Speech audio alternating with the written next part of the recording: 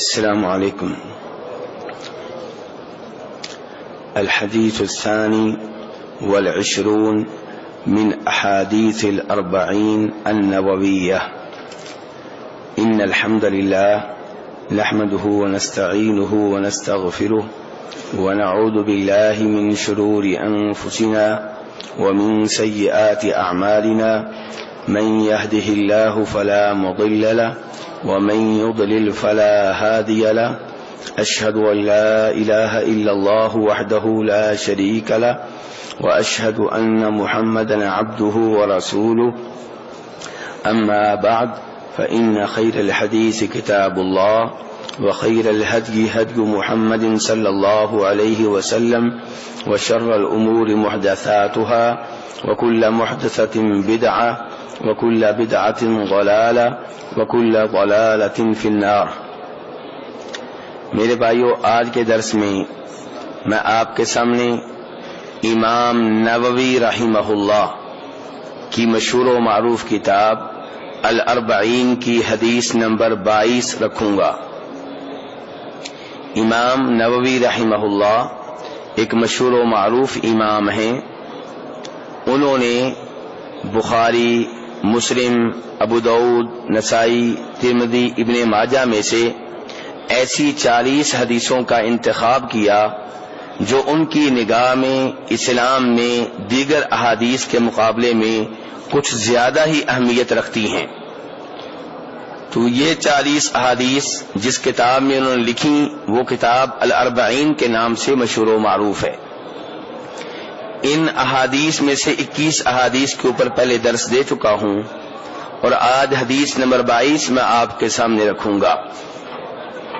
حدیث نمبر 22 کو بنیادی طور پہ اپنی کتاب میں درج کرنے والے امام کا نام ہے امام مسلم رحمہ اللہ. کون سے امام میرے بھائیو؟ امام نووی نے تو ان سے لی ہے، ورنہ بنیادی طور پہ جس امام نے اس حدیث کو اپنی حدیث کی کتاب میں جگہ دی ہے ان کا نام ہے امام مسلم.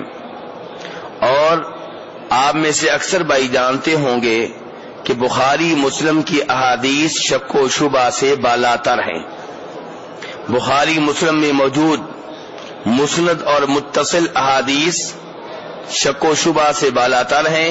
سب کی سب صحیح ہیں، سب کی نسبت ان کے راویوں کی طرف درست ہے. میرے بھائیو، اس حدیث کو نبی علیہ الصلوۃ والسلام سے سننے والے صحابی کا نام ہے جابر بن عبداللہ. صحابی کا نام کیا ہے؟ جابر بن عبداللہ انصاری رضی اللہ تعالی عنہما. جابر بن عبداللہ انصاری رضی اللہ عنہما کہتے ہیں کہ نبی علیہ الصلوۃ والسلام کے پاس ایک آدمی آیا. اس آدمی کا نام دوسری روایت میں آیا ہے نعمان بن قوقل. دوسری روایت میں اس آدمی کا نام آیا ہے نعمان بن قوقل رضی اللہ تعالی عنہ.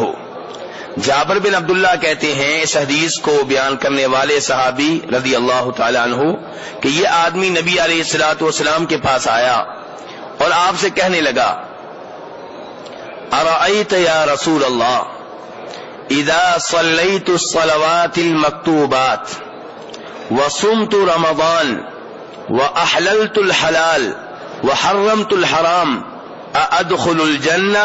قال نعم. قال واللہ لا ازید علی ذلک شیئا. آدمی کہہ رہا ہے نبی علیہ الصلوۃ والسلام سے کہ اللہ کے رسول مجھے یہ بتائیں کہ اگر میں صرف فرض نمازیں ادا کروں. کون سی نمازیں؟ فرض نمازیں کتنی ہیں؟ 5. اگر میں صرف فرض نمازیں ادا کروں اور صرف رمضان کے روزے رکھوں اور جو چیزیں اللہ نے حلال قرار دی ہیں انہیں حلال جانوں اور جن چیزوں کو اللہ نے حرام ٹھہرایا ہے انہیں حرام جان کے ان سے دور رہوں تو کیا میں جنت میں داخل ہو جاؤں گا؟ آپ نے کہا ہاں. اس آدمی نے کہا میں اللہ کی قسم اٹھا کے کہتا ہوں میں اس سے بڑھ کے کوئی اور عمل نہیں کروں گا. میرے بھائی حدیث سمجھ گئے ہیں؟ آدمی نے کتنے اعمال ذکر کیے ہیں؟ کتنے اعمال اس نے ذکر کیے؟ 4۔ نمبر 1 صرف فرض نمازیں ادا کروں گا، نمبر 2 صرف رمضان کے روزے رکھوں گا، نمبر 3 جن چیزوں کو اللہ نے حلال قرار دیا ہے انہیں میں بھی حلال جانوں گا، نمبر 4 جن چیزوں کو اللہ نے حرام قرار دیا ہے انہیں حرام سمجھ کے میں ان سے دور رہوں گا۔ مجھے بتائیے یہ 4 کام میں کروں تو جنت میں چلا جاؤں گا؟ فرمایا ہاں۔ اب میرے بھائیوں یہ حدیث ہے اور یہ اس کا ترجمہ ہے۔ اب ہم نے اس حدیث کو سمجھنا ہے، اس کے بارے میں جو مسائل ہیں انہیں جاننا ہے۔ آپ دیکھ رہے ہوں گے کہ اس آدمی نے، اس صحابی نے، اس سائل نے اپنے سوال میں ارکان اسلام میں سے، اسلام کے 5 ارکان میں سے کتنے رکن ذکر کیے ہیں؟ 2۔ اسلام کے ارکان کتنے ہیں؟ نمبر 1 توحید و، میرے بھائیو مدد کریں میری تھوڑی سی، پہلا رکن کیا ہے اسلام کا؟ توحید و رسالت، یہ گواہی دینا کہ اللہ کے سوا کوئی سچا معبود نہیں، اور یہ مان لینا، اس بات کا اعلان کر دینا کہ میرے رسول محمد صلی اللہ علیہ وسلم ہیں۔ یہ اسلام کا پہلا رکن ہے۔ دوسرا رکن کیا ہے؟ نماز قائم کرنا۔ تیسرا رمضان کے روزے رکھنا۔ چوتھے نمبر پہ حج کرنا۔ پانچویں نمبر پہ زکوٰۃ ادا کرنا۔ لیکن اس آدمی نے اس حدیث میں ان 5 ارکان میں سے کتنے رکن ذکر کیے ہیں؟ 2۔ تو پھر یہ جنت میں کیسے چلا جائے گا؟ اسلام کے 5 ارکان میں سے صرف 2 کے بارے میں کہہ رہا ہے کہ یہ 2 جو ہے میں بجا لاؤں گا، باقی 3 کا وہ ذکر نہیں کرتا، لیکن کہتا ہے اس کے ساتھ ساتھ میں 2 کام اور کروں گا کہ اللہ کی حلال کردہ چیزوں کو حلال جانوں گا، حرام کردہ چیزوں کو حرام جان کے ان سے دور رہوں گا۔ کیا میں جنت میں چلا جاؤں گا؟ آپ نے فرمایا ہاں۔ تو کہاں گئی توحید و رسالت؟ کہاں گئی زکوٰۃ؟ کہاں گیا حج؟ سوال پیدا ہوتا ہے نا میرے بھائیوں۔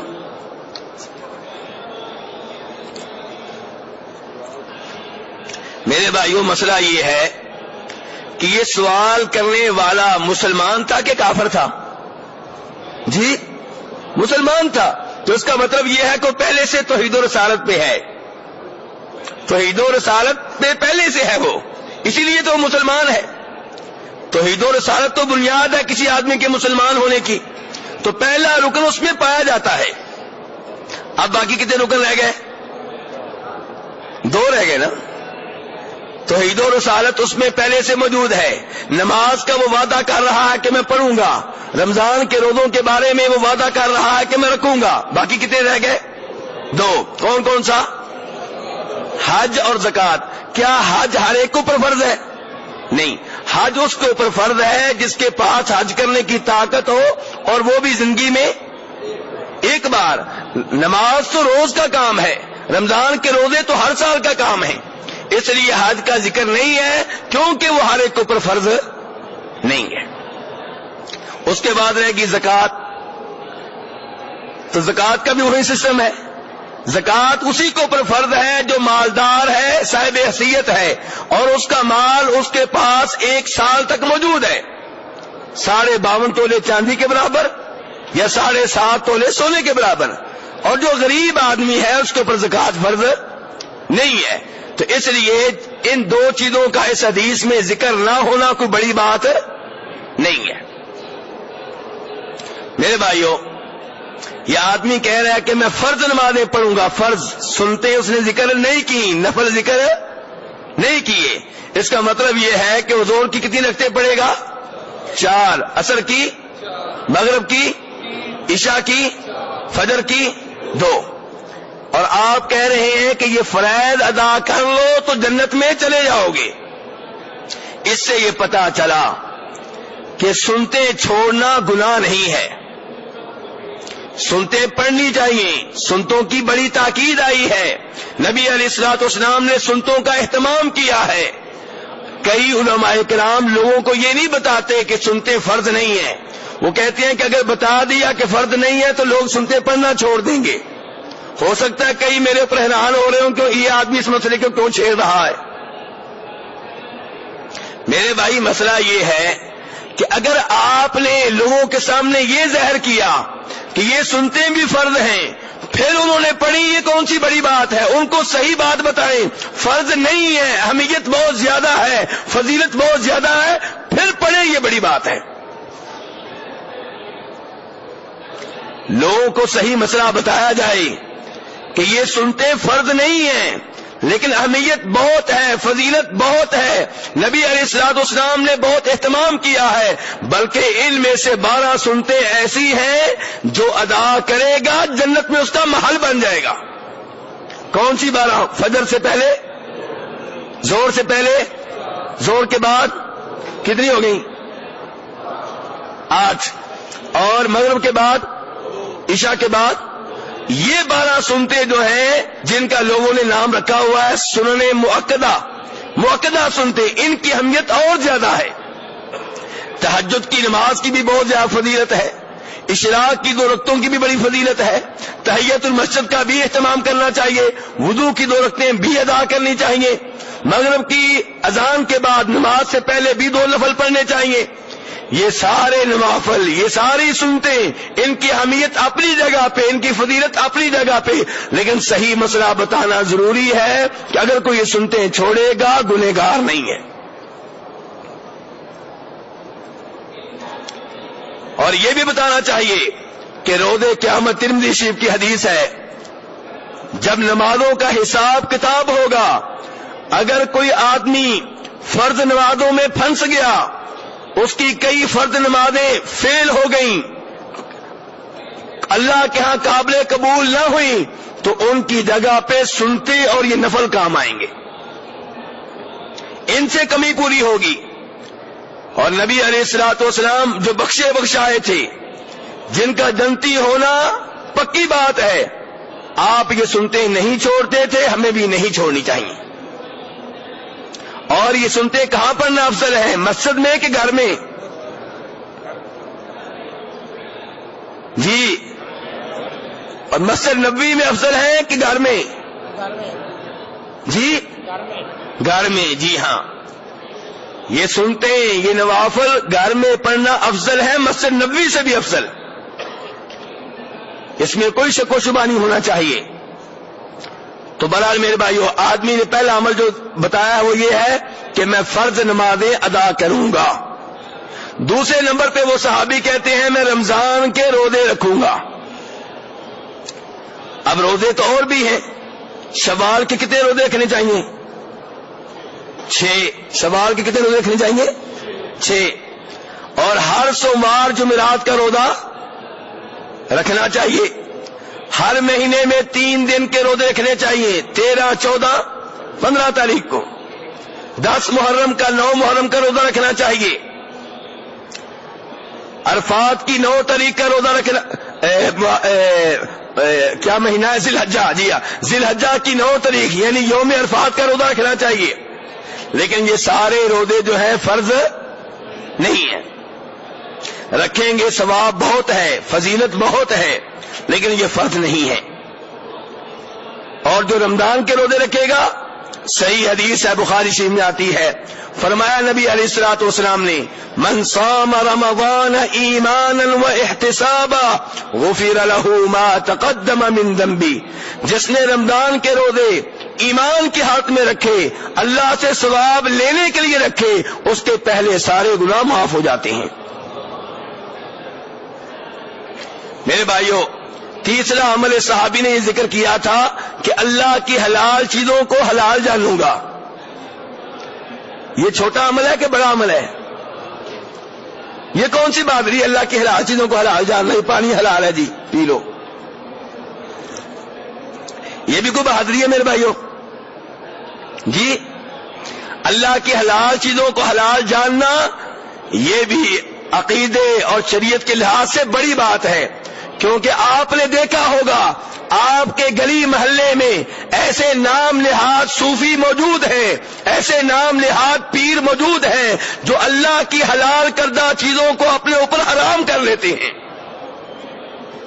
کہتے ہیں جی میرے پیر صاحب نے چلہ کیا ہے، چلے میں انہوں نے کوئی جاندار چیز نہیں کھائی، چلے میں دودھ نہیں پیا، گھی استعمال نہیں کیا، انڈے نہیں کھائے، مچھلی استعمال نہیں کی، گوشت استعمال نہیں کیا، اور ہم لوگ ایسے پیروں کو بڑھا چڑھا کر پیش کرتے ہیں. میرے بھائی یہ خوبی نہیں ہے، یہ عیب ہے، یہ قابل تعریف بات نہیں، یہ قابل مذمت ہے. ایسے آدمی کی تعریف نہیں کرنی چاہیے، اس کو مسئلہ سمجھانا چاہیے کہ تم غلط کر رہے ہو.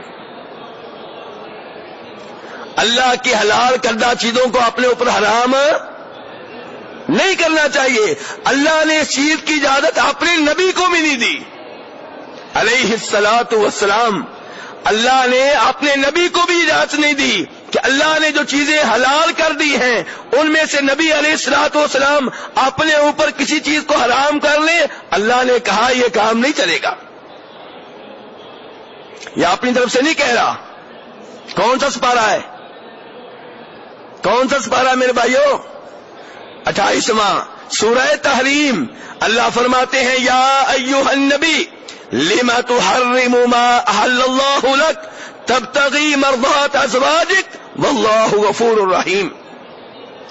بخاری شریف کی حدیث ہے، مسلم شریف میں آئی ہے. نبی علیہ الصلوۃ والسلام جناب زینب بنت جاش کے گھر جایا کرتے تھے رضی اللہ تعالی عنہا. کن کا نام لیا میں نے؟ زینب بنت جاش میری اور آپ کی کیا لگتی ہیں؟ ماں. نبی علیہ الصلوۃ والسلام کی ایک وقت میں کتنی بیویاں تھیں؟ 9. اب ہر بیوی چاہتی ہے کہ نبی علیہ الصلوۃ والسلام مجھے ٹائم زیادہ دیں. رات کی تو باری مقرر ہے، آج رات اس بیوی کے گھر میں، کل اس بیوی کے گھر میں. آپ نا انصافی نہیں کرتے تھے. لیکن عصر کے بعد، ظہر کے بعد بھی آپ چکر لگاتے، کبھی اس بیوی کے پاس جاتے، کبھی اس کے پاس جاتے حال احوال پوچھنے کے لیے. اب ہر بیوی چاہتی ہے کہ نبی علیہ الصلوۃ والسلام میرے گھر میں زیادہ دیر تک ٹھہرے. جناب زینب بنت جاش نے کیا کیا؟ وہ شہد لے آئیں، نبی علیہ الصلوۃ والسلام کے لیے رکھ دیا. جب بھی آپ گھر میں آتے آپ کو شہد پیش کرتی تاکہ نبی علیہ الصلوۃ والسلام اسی بہانے میرے پاس زیادہ دیر تک بیٹھے رہیں. کیا محبت ہے نبی علیہ الصلوۃ والسلام سے. لیکن جناب عائشہ، جناب حفصہ کو یہ کام اچھا نہیں لگا. وہ چاہتی ہے ہمارے پاس زیادہ دیر بیٹھے. اب دونوں نے یہ پروگرام بنایا کہ جب نبی علیہ الصلوۃ والسلام زینب کو مل کر ہم میں سے کسی کے گھر میں آئے تو ہم کہیں گے کہ لگتا ایسے ہے جیسے آپ کے منہ سے مغافیر کی بدبو آ رہی ہے. مغافیر ایک گوند ہے، بہت میٹھی ہوتی ہے لیکن اس سے بدبو بھی آتی ہے. نبی علیہ الصلوۃ والسلام ان کے پاس آئے تو انہوں نے کہا ایسے لگتا ہے کہ جیسے آپ کے منہ سے مغافیر کی بدبو آ رہی ہو. اب یہاں پہ سوچئے انہوں نے جملہ کیوں بولا؟ جانتی تھی کہ نبی علیہ الصلوۃ والسلام بدبو پسند نہیں کرتے. جب آپ کو پتا چلے گا کہ بدبو آتی ہے آپ وہ شہد استعمال کرنا چھوڑ دیں گے. میرے سگریٹ پینے والے بھائی، ادب و احترام سے میں گزارش کر رہا ہوں، میرے اور آپ کے نبی پسند نہیں کرتے کہ ہمارے منہ سے بدبو آئے. اسی لیے مسواک کی تعلیمات دی گئی ہیں. اسی لیے اس آدمی سے کہا گیا ہے جس نے کچا پیاز کھایا ہو فلا یقربن مسجدنا، فرمایا وہ ہماری مسجد کے قریب بھی نہ آئے. مسجد داخل ہونا دور کی بات، مسجد کے قریب بھی نہ آئے، کیونکہ اس کی بدبو سے لوگوں کو تکلیف ہوگی، فرشتوں کو تکلیف ہوگی. میرے بھائی پیاز حلال ہے، حرام نہیں ہے. کوئی کھا لے تو اس کو مسجد میں آنے کی اجازت نہیں ہے. جس نے سگریٹ پی ہو اس کو مسجد میں آنے کی اجازت کیسے ہو سکتی ہے؟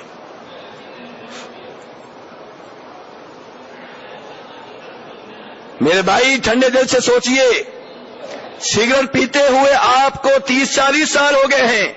اب اللہ نے آپ کے اوپر کرم کیا ہے، اللہ نے آپ کو عمرے پہ بلایا ہے، اپنے نبی کے پاک شہر میں بلایا ہے، اپنے نبی کی عظیم مسجد نبوی میں بلایا ہے. یہاں بھی آپ سگریٹ سے توبہ طیب نہیں ہوں گے تو کہاں ہوں گے؟ سگریٹ والے کا مسجد میں داخلہ بند ہے. یا سگریٹ چھوڑنا ہوگی یا مسجد چھوڑنا ہوگی. کس کو چھوڑیں گے جی؟ مسجد میں آنا تو واجب ہے، سگریٹ پینا حرام ہے، تو کیا چھوڑیں گے؟ سگریٹ چھوڑ دیجئے تاکہ مسجد میں آپ کا داخلہ جاری و ساری رہے۔ آپ کی سگریٹ سے آپ کے جسم کو نقصان ہو رہا ہے، آپ کی سگریٹ سے آپ کے پیسے ضائع ہو رہے ہیں، روز قیامت سوال ہوگا یہ پیسے کہاں لگائے تھے۔ آپ کی سگریٹ سے آپ کی بیگم کو تکلیف ہوتی ہے، آپ کی سگریٹ سے آپ کے بیٹے بیمار ہو رہے ہیں اور آپ پھر بھی اصرار کیے جا رہے ہیں۔ میرے بھائی یہ چیز چھوڑ دیں، توبہ طیب ہو جائے اس سے۔ تو نبی علیہ الصلوۃ والسلام کو دیکھیے، جب آپ سے کہا گیا کہ مغافیر کی بدبو آتی ہے، آپ نے کہا کہ میں زینب کے گھر میں شہد پیتا ہوں، میں نے اب شہد کو اپنے اوپر حرام کر لیا ہے کیونکہ بدبو اس سے آ رہی ہے، آئندہ میں یہ شہد نہیں پیوں گا۔ حرام کر لیا، کیا حرام کیا اپنے اوپر؟ اللہ اکبر! اپنے اوپر حرام کیا کہ دوسروں کے اوپر؟ اپنے اوپر۔ اللہ کو یہ بات پسند نہیں آئی۔ اللہ نے یہ نہیں کہا کوئی بات نہیں یہ تو میرے سب سے پیارے نبی ہیں، نہیں، آسمان سے وحی نازل ہوئی، یا ایھا النبی، اے نبی، لما، کیوں تحرموا، آپ حرام کرتے ہیں، ما احل اللہ لک، اس چیز کو جس کو اللہ نے حلال قرار دیا ہے، تبتغی مرضات ازواجک، کیا آپ اپنی بیویوں کو راضی کرنا چاہتے ہیں؟ یہ کون کہہ رہا ہے؟ پتا چلا نبی علیہ الصلوۃ والسلام مشکل کشا، حاجت روا، مختار کل نہیں ہے، مردی میرے رب کی چلتی ہے، آپ کی مرضی نہیں چلتی۔ ورنہ آپ نے شاید صرف اپنے اوپر حرام کیا تھا، لوگوں کو نہیں روکا تھا، لیکن اللہ نے کہا نہیں، ایسے نہیں ہوگا۔ تو میرے بھائیوں، اگر آج کل کا کوئی پیر یہ اعلان کرے کہ میں نے اپنے اوپر دودھ حرام کر لیا ہے، شہد حرام کر لیا ہے، مچھلی حرام کر لی ہے، میں دال پہ گزارا کروں گا، میں سبزی پہ گزارا کروں گا، تو آپ اس کی تعریف کریں گے یا اس کو سمجھائیں گے؟ یہ خوبی نہیں ہے، یہ عیب ہے، یہ شریعت کے مطابق نہیں ہے، شریعت کی خلاف ورزی ہے۔ یہ چیز میرے رب کو پسند، کیونکہ اللہ کسی چیز کو حلال قرار دے، آپ کہنی میرے اوپر حرام ہے، یہ اللہ ناراض ہوتا ہے اس سے۔ تو اسی لیے یہ صحابی جن کا ذکر اس حدیث میں ہو رہا ہے، نعمان بن قوقل، کیا کہہ رہے ہیں؟ میں فرض نمازیں پڑھا کروں گا، رمضان کے روزے رکھا کروں گا، اللہ کی حلال کردہ چیزوں کو حلال جانوں گا۔ اور چوتھا عمل کیا بتایا؟ جن چیزوں کو اللہ نے حرام قرار دیا ہے ان کو حرام جان کے ان سے دور رہوں گا۔ اس کا مطلب یہ ہوا شراب کے قریب، زنا کے قریب، سود کے قریب نہیں جاؤں گا۔ تو میرے بھائیوں یہ بات ذہن میں رکھیں، شراب پینا جرم ہے، سود لینا دینا جرم ہے، گانے آلات موسیقی کے ساتھ سننا سنانا جرم ہے، گناہ ہے، زناکاری جرم ہے، لیکن اس سے بڑا جرم یہ ہے کہ آپ کہیں شراب پینا حرام نہیں ہے، یہ کوئی مسئلہ نہیں ہے۔ ایسا کہنے والا کافر ہو جاتا ہے، قرآن کا منکر ہو گیا۔ قرآن کہے شراب حرام ہے، وہ کہتا کوئی حرام نہیں ہے۔ قرآن کہے سود حرام ہے، وہ کہتا ہے حرام نہیں ہے۔ شراب پینا جرم، لیکن شراب کو حلال سمجھنا حرام نہ سمجھنا اس سے بڑا جرم۔ سود لینا دینا جرم، لیکن سود کو حلال سمجھنا، کہنا یہ تو منافع ہے، اس میں کوئی مسئلہ نہیں ہے، مولوی ایسے ہی کہتے ہیں، یہ اس سے بڑا جرم ہے۔ ایسا انسان دائرہ اسلام سے خارج ہو جاتا ہے۔ دائرہ اسلام سے کون خارج ہوتا ہے؟ جی، اللہ کی حرام کردہ چیزوں کو حلال سمجھنے والا۔ شراب پینا جرم ہے، لیکن آپ مسلمان ہیں، دائرہ اسلام سے نہیں نکلے، لیکن جو کہے کہ شراب حلال ہے،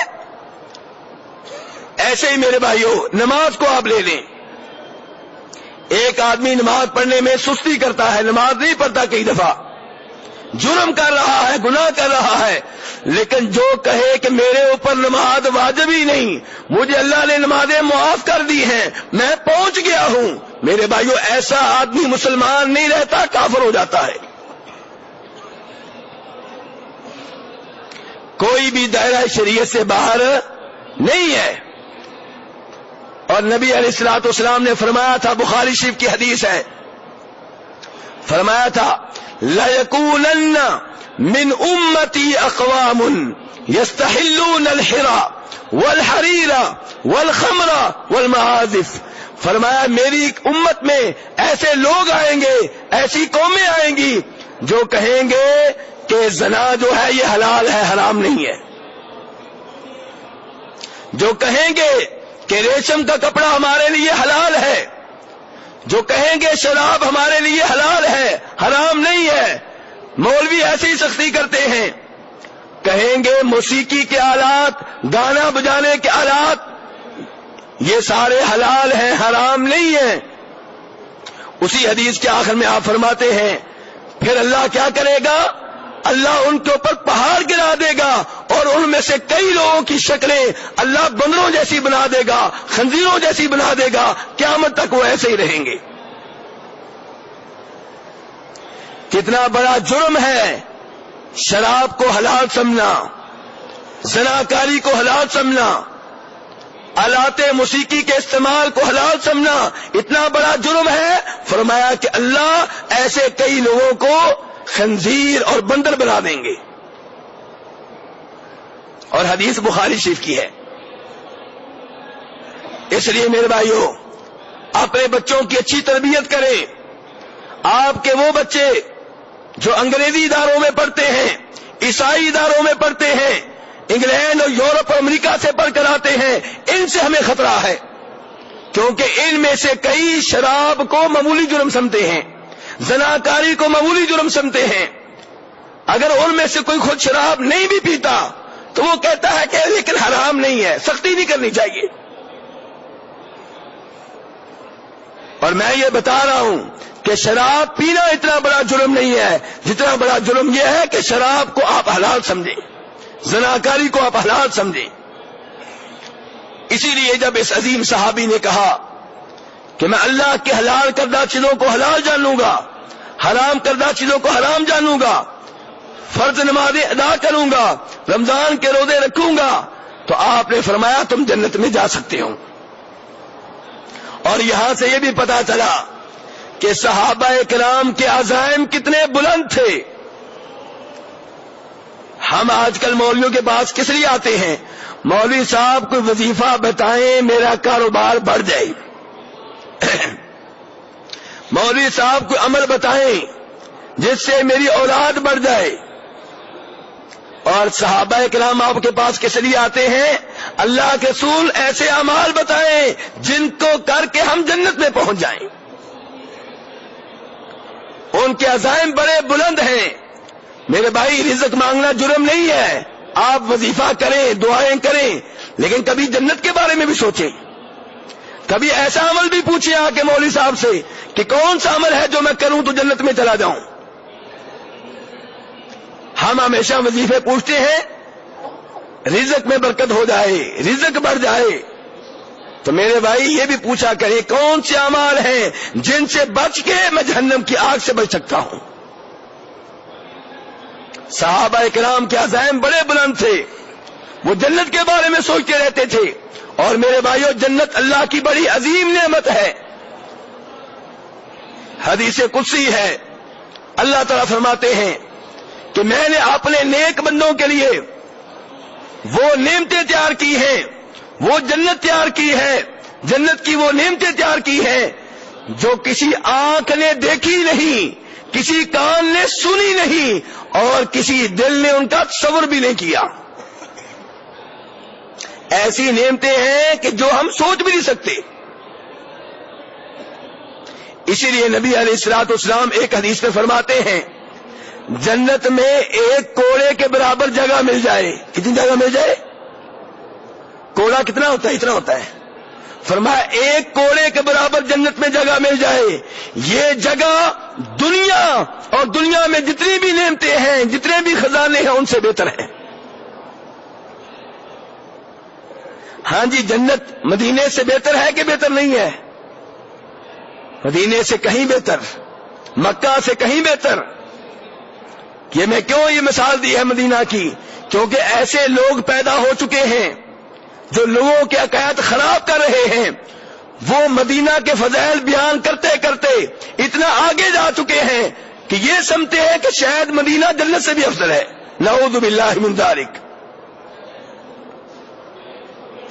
میرے بھائی، اللہ تبارک تعالیٰ سے دعا ہے کہ اللہ تعالیٰ مجھے اور آپ کو صحیح عقائد اپنانے کی توفیق عنایت فرمائے، اور اللہ مجھے اور آپ کو غلط عقائد سے محفوظ رکھے، اور اللہ اپنی رحمت فرما کر مجھے اور آپ کو جنت میں جگہ دے دے، جہنم کی آگ سے بچا لے، قبر کے عذاب سے بچا لے۔ وآخر دعوانا ان الحمد للہ رب العالمین۔